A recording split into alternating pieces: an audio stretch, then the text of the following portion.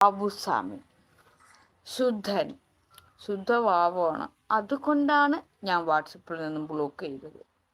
ആ 24 എന്ന ചാനലിലെ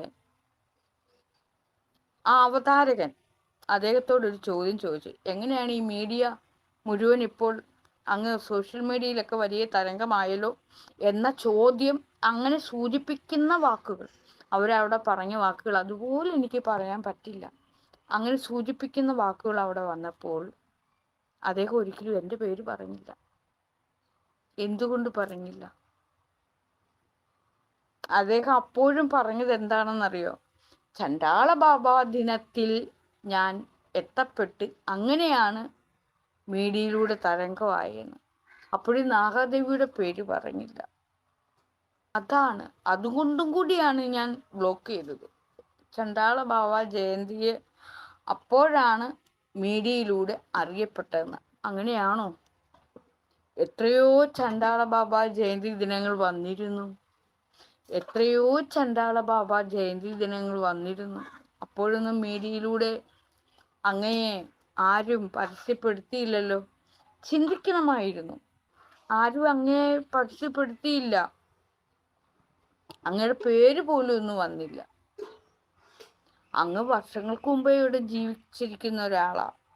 അങ്ങയുടെ ആത്മജ്ഞാനം വലുതാണ്. പക്ഷേ മീഡിയയിലേക്ക് വന്നത് നാഗാദേവിയുടെ തനതായ അവതരണ ശൈലി കൊണ്ടാണെന്ന് ഒരിടത്ത് പോലും പറഞ്ഞിട്ടില്ല. എന്നാൽ തൊട്ടടുത്തിരുന്ന ചണ്ടാള ബാബ എന്ന് പറയുന്ന ആ ആള്, ദേഹം അവിടെ സൂചിപ്പിക്കുകയുണ്ടായി, നാഗാദേവി നൃത്തത്തിനെ കുറിച്ച് പറഞ്ഞപ്പോഴാണ് അറിയുന്നതെന്ന്. അവിടെ ചണ്ടാള ബാബ എന്നെ ഓർമ്മിച്ചു. എന്നിട്ടും ബാബുസ്വാമി ഒരിക്കൽ പോലും എൻ്റെ പേര് പറഞ്ഞില്ല. നാഗാദേവി അവതരിപ്പിക്കുകയായിരുന്നു. ബാബുസ്വാമി നൃത്തം ചെയ്യുമെന്നും ഒക്കെ പറഞ്ഞ അവതരണം, എത്ര മനോഹരമായ ദിനങ്ങൾ!